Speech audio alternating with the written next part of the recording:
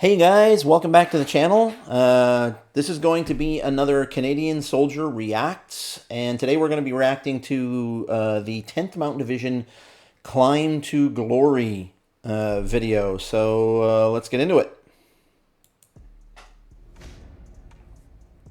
10th Mountain Division. What's up, everyone?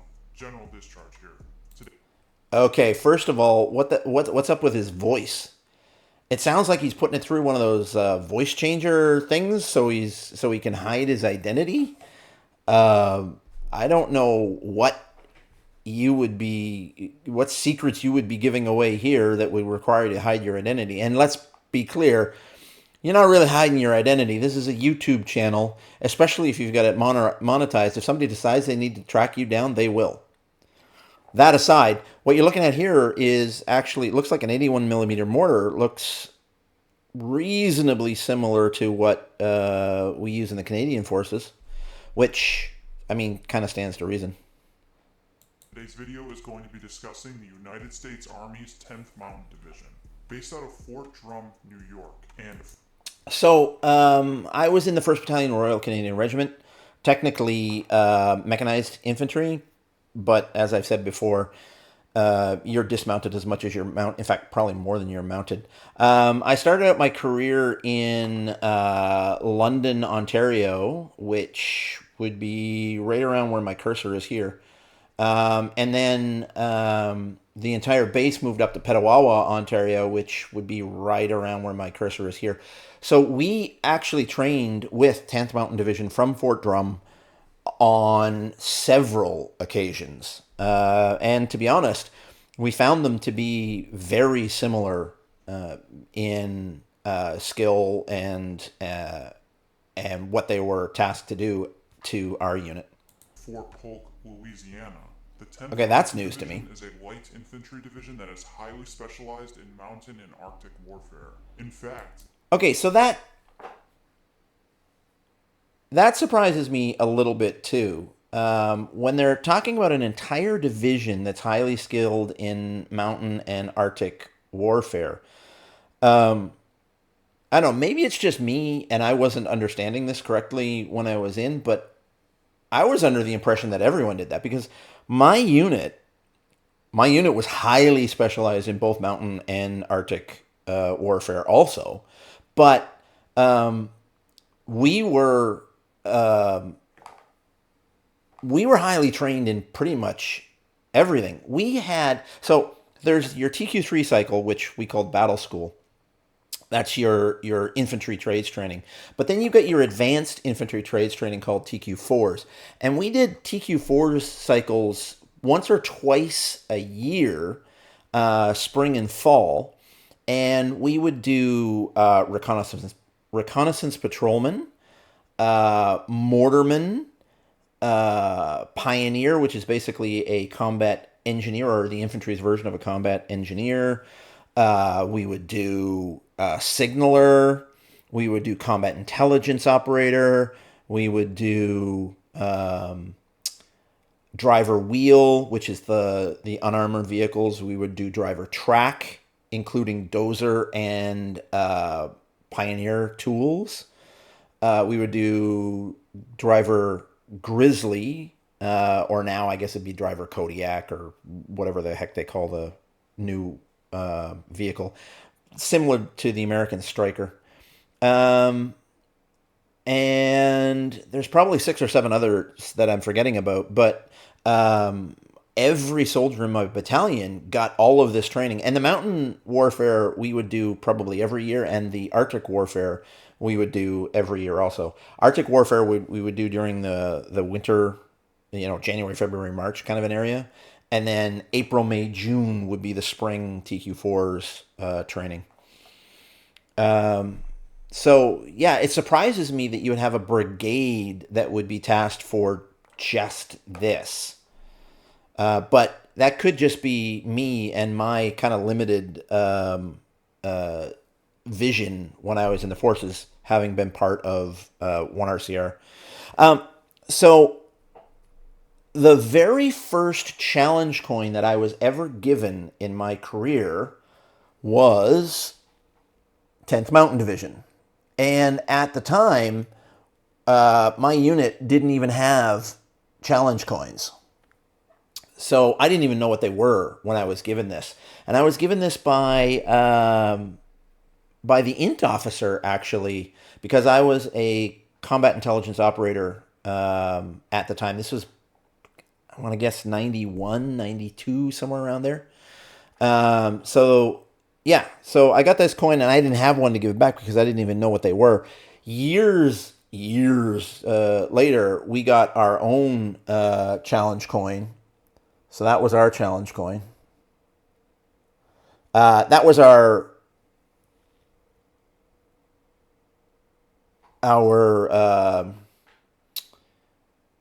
combat unit challenge coin. There was also an RCR challenge coin. I've got it over there somewhere.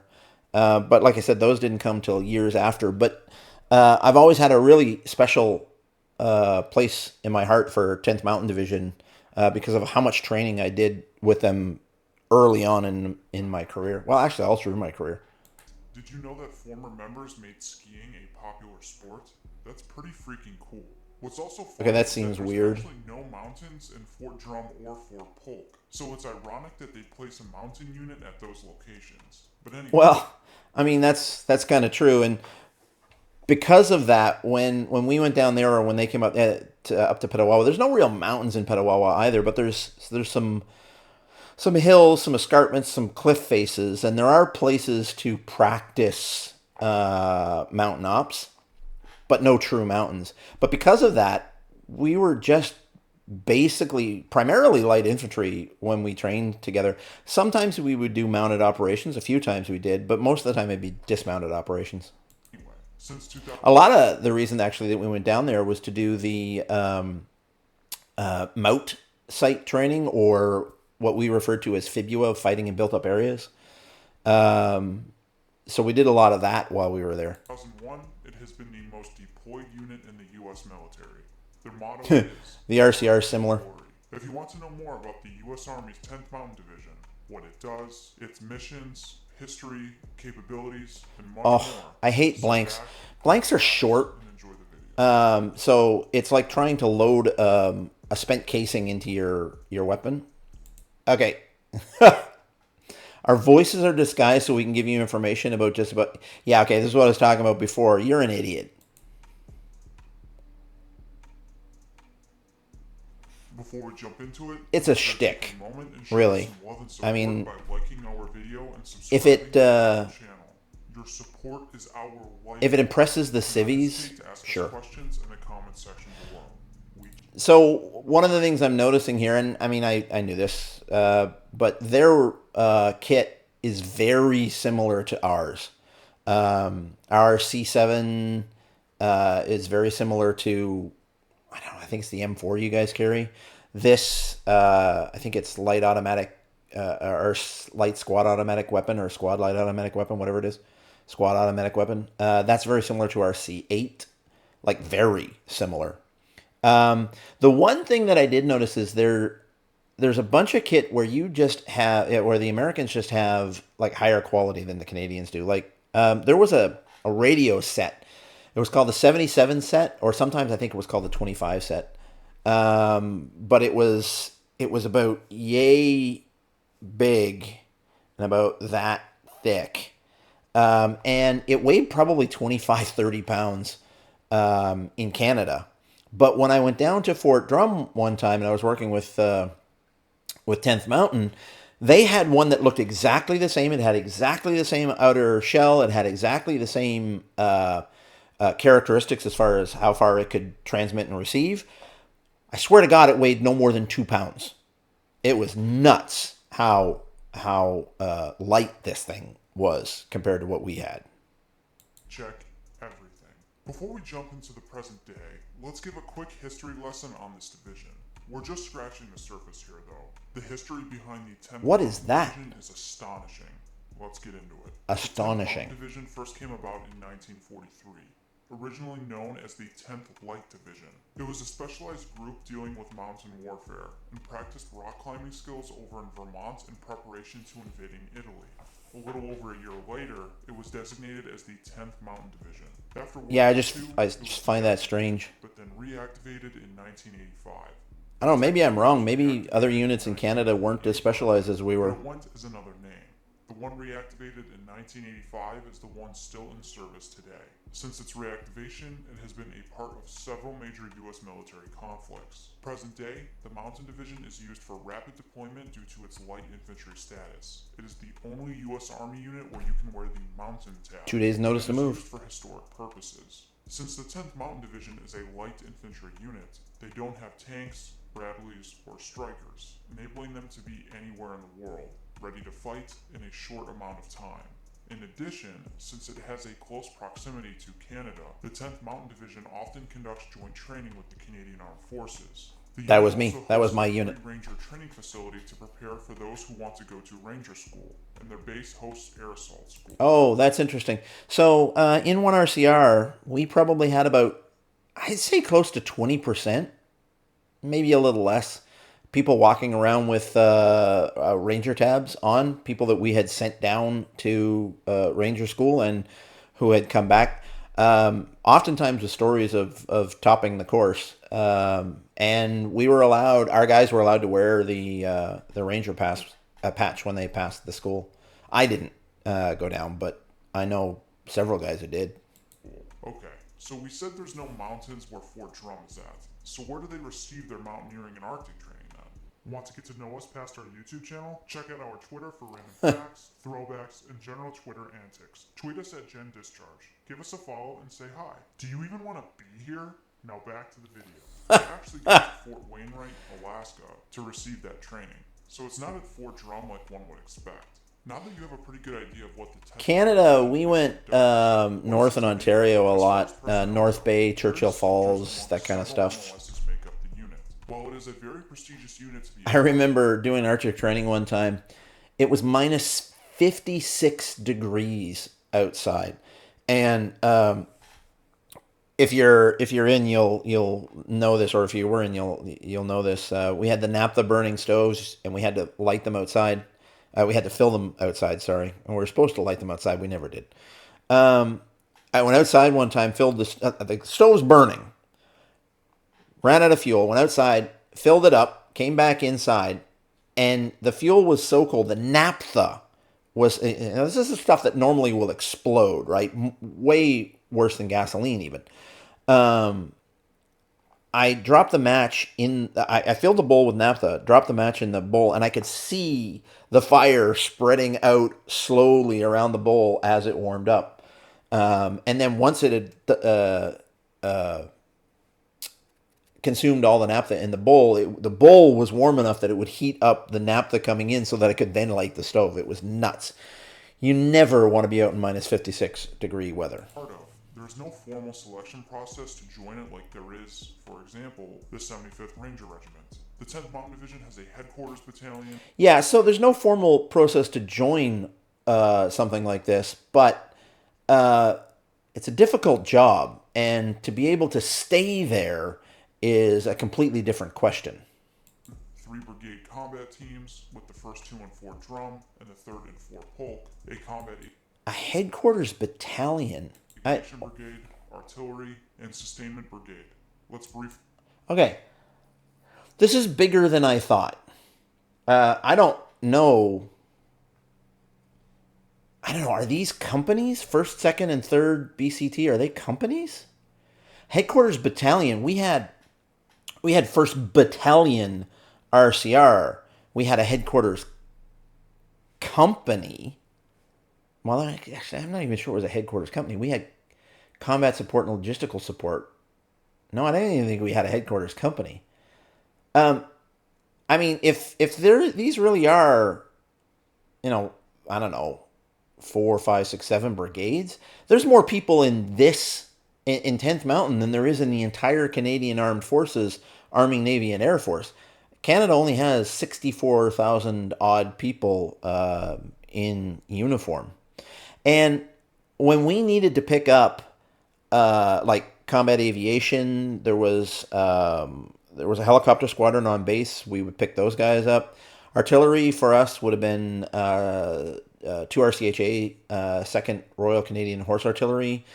We also would pick up Royal Canadian Dragoons when we needed to. I'm assuming sustainment means logistics. So there was a logistics battalion on base also. So we would pick those guys up when we need them for our combined combat operations. But this just seems really big to me. If we go over these, starting with the 1st Brigade Combat Team, their motto is find a way or make one. Oh, that's a good motto. Trains to conduct full spectrum operations anywhere in the world. I like that motto. Leaders and units that can effectively execute decentralized operations. On order, 1st BCT disrupts or destroys enemy military forces and controls land areas, including populations and resources, in support of... Okay, this sounds like he's simply just reading out of a manual or a press release somewhere. Yeah, so what he's saying here, and honestly, what he said about the rest of this, it sounds to me like he's getting all of this out of open source civilian sources. Like, I don't think, based on what I'm seeing here, I don't think this guy knows anything about the military. He's just reading crap that he looked up on the internet, I think. U.S. national interests. Now on to the 2nd BCT.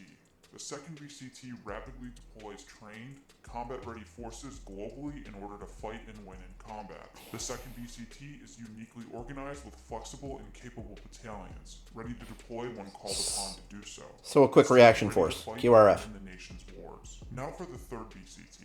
This is one of the newer elements of the 10th Mountain Division.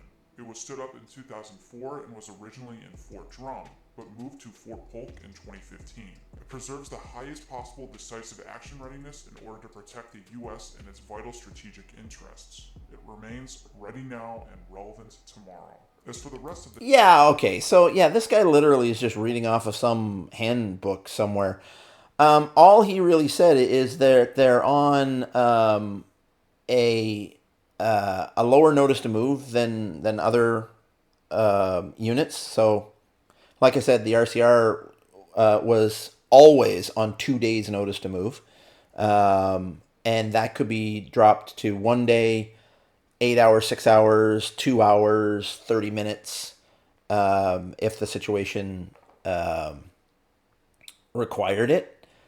And then the other thing that he was saying was that they take and hold ground. Well, there's only one trade in the force in the army that can take and hold ground, and that is the infantry. You know the Marines obviously have Marine infantry also, same thing. But you know, your Air Force and your Navy, essentially, even your artillery, and to some extent your tankers, they can do whatever they want, and you know they're necessary in what they do. But if you don't have infantry there to take and hold the ground, then all of the rest of what you're doing is not useful. So that's really all this guy is saying here. I'm starting to dislike whoever it is that's doing this video. The 10th Mountain Division, the HQ, Combat Aviation Brigade, Artillery, and Sustainment Brigade are what you'd see in a typical Army division. These entities operationally support the unit to get the mission done. Like we said, there's a plethora of jobs and MOSs in the 10th Mountain Division, so if you join the Army, chances are you could serve here. In addition, we encourage you to go check out the history of the 10th Mountain Division. We didn't do it much justice with how involved they've been in conflicts over the past century. The video would have been hours long if we did that. We will leave a link to the 10th Mountain Division's webpage if you're interested in learning more about its history. And if you're interested in other U.S. Army units, we did a video discussing the differences between the... Alright. So, I think I've had enough of this guy. So, final thoughts. Like I said, worked with 10th Mountain Division many, many times. A lot of respect for those guys. They definitely, at least the guys that I was working with, they definitely knew what they were doing. Although whoever, I don't have a lot of respect for whoever did this video, because I think he's just trying to play at knowing more than he does. So, and in the end, I'm going to come back to the same thing that I think that I've said before, is infantry is infantry. Whether you're mechanized infantry, you're light infantry, your mountain ops, your desert ops, which I'm also qualified, by the way, with your Arctic ops. And when I say me, my entire unit got, well, actually, no, for desert ops, there was only one company that actually got qualified when I was in. That was Charles' company, I believe. We went over to the Gulf War. That's where we got qualified. The first Gulf War. That's where we got qualified. But basically, the infantries do almost exactly the same thing. Even the mechanized infantry, once you dismount, it's all the same job. Anyway, thanks for listening, guys. If you like the video, please leave a like down below. Leave a comment, especially if I got something wrong, because I know you will. And subscribe. So I will see you on the next one. Bye, guys.